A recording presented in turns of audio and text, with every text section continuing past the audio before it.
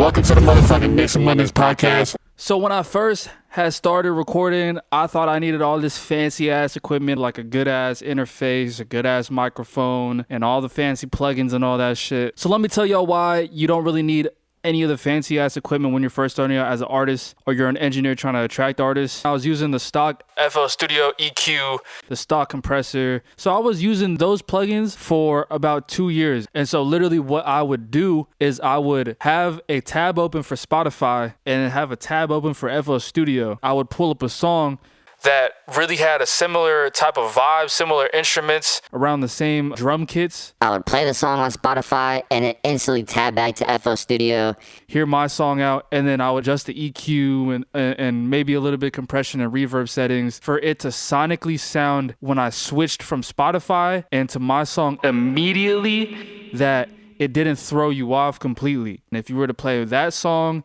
and then the song that I had on Spotify right after it, it would damn near be a smooth ass transition for a listener to be like, oh damn, these two songs actually work together well.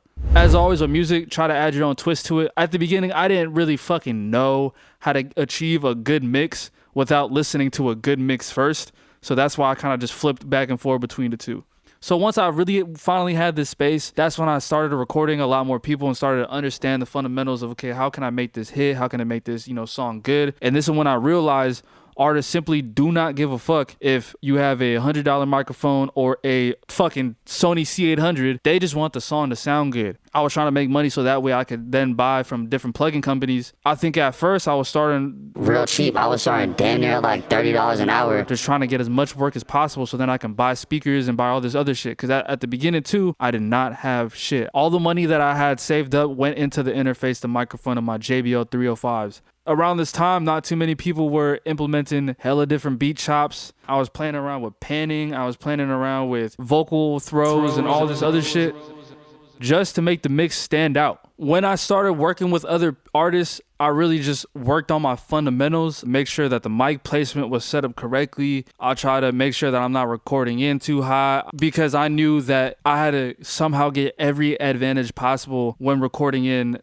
to this cheap ass microphone. So sometimes you're going to have to tell an artist, hey man, you got to get a little closer to the mic. Or some artists will be looking down at their notes like this. So you have to help them and coach them through that process. Make sure I got an amazing vocal recording off the bat, using the most out of this available microphone. When you just get a good recording, the clarity comes in its own. Don't be afraid to take chances when it comes to mixing. If I did not take any chances at the start of my career, I would definitely not even have a fucking career right now. With a lot of artists that I did start off with, they're still sticking with me till this day because I had done something crazy to one of their first songs. But yeah, listen to all your favorite songs and try to understand on each song what about it makes it your favorite. Whether it's this one section that has hella crazy delay throws, or whether this reverb just put the vocals in such an amazing and beautiful space. Take those, and then when you go to mix your own songs, try to just reverse engineer and figure out how the fuck they were able to do that. No listener that's not an artist and an engineer will listen to a song and be like, this shit hit because of the U87. Damn, only if this wasn't recorded on a fucking Focusrite,